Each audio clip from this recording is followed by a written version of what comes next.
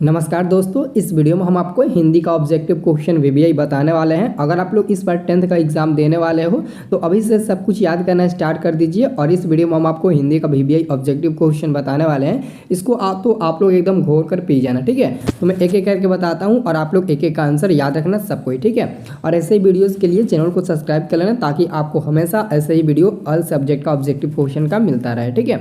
देखो, आपका पहला नंबर क्वेश्चन है हिंदी का पहला नंबर क्वेश्चन है, श्रम विभाजन और जाति प्रथा पाठ अंबेडकर के किस भाषण का हिंदी रूपांतरण है। यानी किस भाषण का यह हिंदी रूपांतरण है।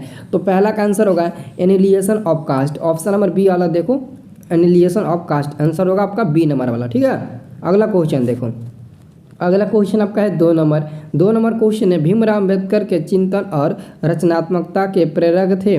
तो कबीर, बुद्ध और ज्योतिबा फुले ये तीनों व्यक्ति थे। ये तीनों व्यक्ति इनके प्रेरक और रचनात्मक थे, ठीक है। चिंतन और रचनात्मक थे, याद रखना। भीमराव अम्बेडकर के, बुद्ध और कबीर और ज्योतिबा फुले, ठीक है। चलो अगला क्वेश्चन है आपका 3 नंबर क्वेश्चन है, खोखा कौन था। खोखा, देखो खोखा सेन साहब का बेटा था। खोखा कौन था? तो खोखा सेन साहब का बेटा था। खोखा का दूसरा नाम कासू भी हम लोग बोलते हैं, ठीक है। अगला क्वेश्चन है, खोखा आखिर अपने बाप का बेटा ठहरा, उसे तो इंजीनियर होना है। यह कथन किसका है? यह कथन है, तो देखो सेन साहब ने ही कहा था कि खोखा आखिर अपने बाप का बेटा ठहरा, उसे तो इंजीनियर होना है। यह खोखा के पापा ने खुद खोखा के बारे में कहा था। तो 4 का आंसर क्या होगा? बी नंबर वाला। अगला क्वेश्चन है कि मैक्स मुलर की दृष्टि में सच्चे भारत के दर्शन कहाँ हो सकते हैं। आपको पता है ना कि मैक्स मुलर का जन्म जर्मनी में हुआ था और यह जर्मनी के लेखक हैं। और इन्होंने कहा था कि अगर सच्चे भारत का दर्शन आपको करना है तो गांव में जाइए, गांव में आपको सच्चे भारत का दर्शन करने को मिल जाएगा, ठीक है, याद रखना। अगला क्वेश्चन है, मैक्स मुलर ने कठ और केन उपनिषद, हितोपदेश तथा मेघ का अनुवाद किस भाषा में किया था। जब यह जर्मनी के रहने वाले थे तो पक्का इन्होंने जर्मनी भाषा में ही किया होगा। तो हमारा आंसर क्या होगा? C number German. क्या होगा जी? जर्मन होगा। देख लो कितना आसान हो गया। ऐसे ही दोस्तों मैं आपको ऑल सब्जेक्ट का ऑब्जेक्टिव क्वेश्चन इतना आसानी पूर्वक आपको याद करा दूंगा ना कि आप हमारा एहसान मन चुकाने के लिए हमको खोजिएगा, ठीक है। बहुत ही अच्छे से आपको याद करा देंगे, पूरा ऑब्जेक्टिव आप एग्जाम में टिक लगा कर आएंगे, ये मेरा दावा है, ठीक है। अब देखो अगला क्वेश्चन है 7 नंबर कि कालिदास ने कहा था कि सब पुराने अच्छे नहीं होते और सब नए खराब नहीं होते। यह पाठ किस पंक्ति की है? ऑलरेडी दोस्तों आपके हिंदी में एक पाठ है जिस पाठ में ये आपको सेंटेंस मिलेगा कि कालिदास ने कहा था कि सब पुराने अच्छे नहीं होते और सब नए खराब नहीं होते। ये कालिदास का कहना है, लेकिन यह किस पाठ में कहा गया है? तो हम लोग देंगे सर यह जो कहा गया है वो नाखून क्यों बढ़ते हैं उस पाठ में कहा गया है। सी नंबर वाला आंसर होगा, क्योंकि नाखून क्यों बढ़ते हैं पाठ के लेखक हजारी प्रसाद द्विवेदी और इनका जन्म तो हुआ था 1907 ईस्वी में। तो इसी पाठ में यह बात कहा गया है, ठीक है। अब देखो अगला क्वेश्चन है आपका 8 नंबर, प्राचीन भारत के कलात्मक विनोद कौन है। प्राचीन भारत के कलात्मक विनोद क्या है? कौन नहीं बल्कि क्या है। तो देखो इसका आंसर होगा ऑप्शन नंबर बी वाला होगा, निबंध संग्रह। क्या जी? निबंध संग्रह होगा, ठीक है। अगला क्वेश्चन है, चंद्रगुप्त विक्रमादित्य कहाँ का राजा था। चंद्रगुप्त विक्रमादित्य कहाँ का राजा था? तो याद रखना वो राजा था तो पटना का राजा था। पटना कहाँ है? तो बिहार राज्य की राजधानी पटना है। पटना से बहुत लोग विलम्ब भी करते होंगे जो वीडियो को देख रहे होंगे। तो जो लोग पटना से विलम्ब करते होंगे कमेंट करके हमें बताइए तो कि जल्दी से कि सर हम पटना से हैं, ठीक है। अब देखो अगला क्वेश्चन है आपका 10 नंबर, किस शासक का लेख नंदी नागरी में नहीं है। किस शासक का लेख है जो हमारी नंदी नागरी में नहीं है। तो ऑप्शन नंबर देखो ऑप्शन नंबर ध्यान से देखो डी नंबर को, लेकिन पहले उससे देखो आंसर तो डी नंबर होगा। इनमें सभी के जो लेख हैं ना वो हमारे नंदी नागरी में नहीं है। जैसे मेवाड़ के गुहिल, कन्नौज के गढ़वाल, संभार अजमेर के चौहान, ये सब आप लोगों ने शब्द कभी ज़िंदगी में सुना ही नहीं होगा। तो कैसे आप लोग भी बता सकते हो? तो बोल देना इनमें सभी जो है वो नंदी नागरी में नहीं है, ऐसे टिक लगा देना, ठीक है। चलो अगला क्वेश्चन है, बहादुर का पूरा नाम क्या था। बहादुर का पूरा नाम क्या था? देखो जी बहादुर का पूरा नाम था दिल बहादुर। आंसर होगा बी नंबर, क्योंकि जब बहादुर अपने घर था तो वहाँ पर बहादुर का नाम दिल बहादुर ही था। लेकिन जब वो लेखक के यहाँ आया तो उसको देखा गया कि बहुत अच्छा है, मतलब कि उसके व्यवहार को देखकर दिल बहादुर को हटाकर बहादुर नाम दे दिया गया। ठीक है, चलो अब देखो अगला क्वेश्चन।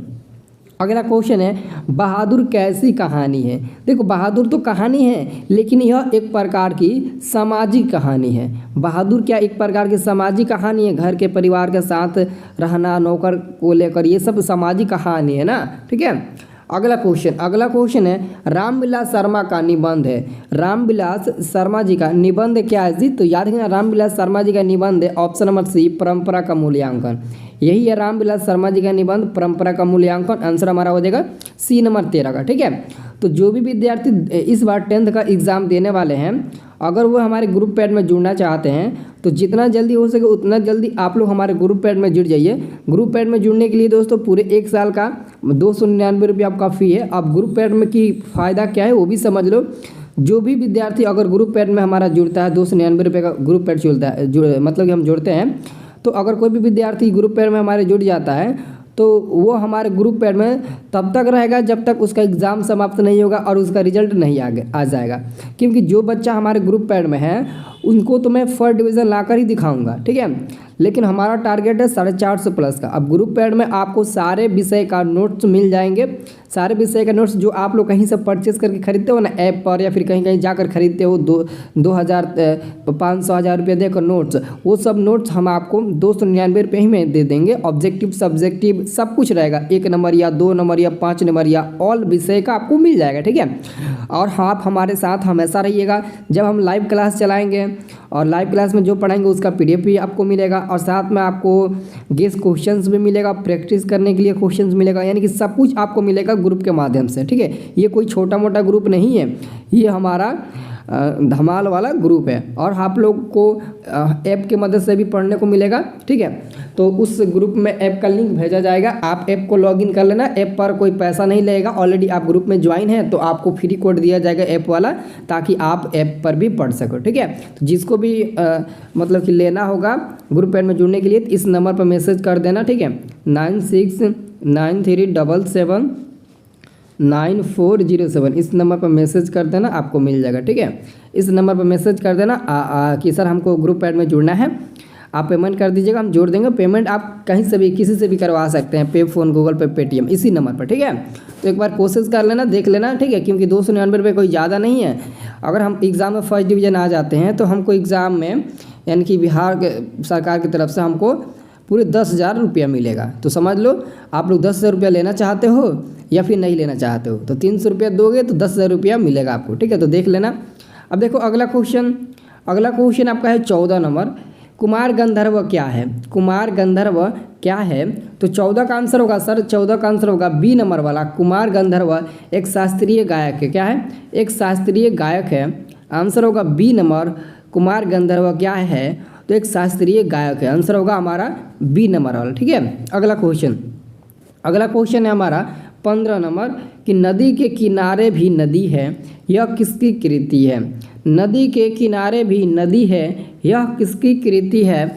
तो हम लोग आंसर क्या टिक लगाएंगे? नदी के किनारे भी नदी है, यह कृति किसकी है? तो हम बोलेंगे सर यह कृति जो है वो हमारे अशोक वाजपेयी जी की है। आंसर होगा बी नंबर वाला, अशोक वाजपेयी जी की है। ठीक है, अगला क्वेश्चन है मछली कहानी में किस वर्ग का जीवन वर्णित है? मछली कहानी में किस वर्ग का जीवन वर्णित है? तो 16 का आंसर होगा बी नंबर, निम्न मध्यम वर्ग। निम्न मध्यम वर्ग आंसर होगा बी नंबर 16 का। अगला क्वेश्चन है बिस्मिल्लाह खां का निधन कब हुआ था? बिस्मिल्लाह खां का निधन कब हुआ था? तो बिस्मिल्लाह खां का निधन 21 अगस्त 2006 ईस्वी में हुआ था। 21 अगस्त 2006 ईस्वी में बिस्मिल्लाह खां का निधन हुआ था।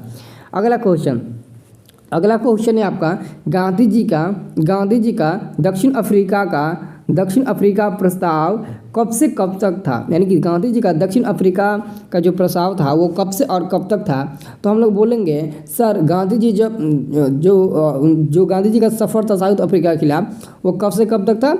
तो याद रखना दक्षिण अफ्रीका यानी कि ऑप्शन नंबर हमारा होगा ए नंबर, 1893 से 1914 तक। ठीक है, चलो अगला क्वेश्चन है गुरु नानक की रचनाओं के संग्रह का क्या नाम है? गुरु नानक की रचनाओं के संग्रह का क्या नाम है? तो 19 का करेक्ट आंसर होगा गुरु ग्रंथ साहब। गुरु ग्रंथ साहब आंसर होगा ए नंबर। गुरु नानक की रचनाओं के संग्रह का क्या नाम है? तो गुरु ग्रंथ साहब, ऑप्शन नंबर ए होगा। अब देखो अगला क्वेश्चन है गुरु नानक का जन्म कहाँ हुआ था? तो गुरु नानक का जन्म नामकाना साहब में हुआ था, जो हमको लगता है कि पाकिस्तान में स्थित है इस समय। ठीक है, यह स्थान कहाँ है? तो पाकिस्तान में लाहौर में शायद इनका जन्म हुआ था, जहाँ तक पता है। ठीक है, याद नामकाना साहब में हुआ था गुरु नानक जी का जन्म। ठीक है, तो सब लोग याद रखना 20 का आंसर क्या हो जाएगा? 20 का आंसर हो जाएगा हमारा सी नंबर वाला। अगला क्वेश्चन है रसखान को किसने दीक्षा दी? रसखान को किसने दीक्षा दी थी? तो रसखान को दीक्षा देने वाले व्यक्ति का नाम था विलकटनाथ नाम था। आंसर क्या होगा? आंसर आपका ये सी नंबर वाला होगा। ठीक है, क्या होगा? सी नंबर वाला। अगला क्वेश्चन, सुजान सागर किसकी कृति है? सुजान सागर किसकी कृति है? तो सुजान सागर हमारे घनानंद जी की कृति है। आंसर होगा ए नंबर वाला। क्या होगा? आंसर होगा हमारा ए नंबर वाला। ठीक है, अगला क्वेश्चन है किसने प्रेम की पीर, मतलब कि क्वेश्चन कह रहा है कि किसे प्रेम की पीर का कवि कहा जाता है? इनकी प्रेम की पीर मतलब राधे कृष्ण। तो राधे कृष्ण, राधे राधे राधे राधे। तो 23 का आंसर क्या होगा? 23 का आंसर होगा ऑप्शन नंबर बी घनानंद होंगे। कौन होंगे? तो जी घनानंद होंगे। ठीक है, अगला क्वेश्चन है 24 नंबर की भारतीय किस भाषा को पसंद करते हैं? देखो भारतीय लोग किस भाषा को पसंद करते हैं आप लोग बता सकते हो, लेकिन आजकल के ज़माने में ये बताना बहुत ज़्यादा मुश्किल हो गया, क्योंकि हाँ मुश्किल क्या हो गया, हम लोग बता सकते हैं कि भारतीय किस भाषा को पसंद करते हैं। तो भारत के लोग भी अब अंग्रेज़ी बोलना पसंद करते हैं। ठीक है, पता नहीं कहाँ से अंग्रेज़ सब आ गए और हमारे देश पर कुछ दिन राज क्या कर लिए, कुछ भाषा छोड़कर चले गए और उसी भाषा का हम लोग इस्तेमाल करने लगे। ठीक है, लेकिन हमारी राष्ट्रीय भाषा हिंदी है, लेकिन हम लोग अपनी राष्ट्रीय भाषा को नहीं भूल पाएंगे। जो भी हमारी राष्ट्रीय भाषा है, जो भी हम जहाँ भी रहते होंगे, अगर हम बिहार से हैं तो हमारी भोजपुरी राज्य भाषा हुई और राष्ट्रीय भाषा हिंदी हुई, तो भोजपुरी और हिंदी को तो हम छोड़ नहीं सकते हैं ना। भले ही दोस्तों जॉब के लिए या फिर अन्य कामों के लिए हम लोग इंग्लिश थोड़ा बहुत सीख सकते हैं, लेकिन दोस्तों आजकल क्या हो गया ना, भारत में लोग हर कोई इंग्लिश बोलना पसंद करने लगा है। यानी कि इंग्लिश बोलना अगर आपको आता है तो अच्छी आपको नौकरी मिल जाएगी, अच्छी जॉब मिल जाएगा। अब दोस्तों धीरे धीरे हिंदी का तो महत्व जाता ही रहा है। ठीक है, अब देखते हैं आगे क्या होता है। अब देखो अगला क्वेश्चन है सुमिंद्रनंदन पंत कैसे कवि है? सुमिंद्रनंदन पंत जो है वो कैसे कवि है? तो आप लोग क्या बताओगे? हाँ ठीक है, वेरी गुड, आंसर बताना मानवतावादी। ठीक है, आंसर क्या होगा? मानवतावादी होगा। ठीक है, तो जो लोग इस वीडियो को लाइक करते हैं वो इस वीडियो को भी एक लाइक करना। ठीक है, कि सर ये वीडियो बहुत ही अच्छा था, तो एक लाइक ज़रूर करना और कमेंट में अपना राय ज़रूर देना, कमेंट ज़रूर करना जी। ठीक है, तो मिलते हैं बहुत ही जल्द आपके साथ एक और नए वीडियो के साथ। ठीक है।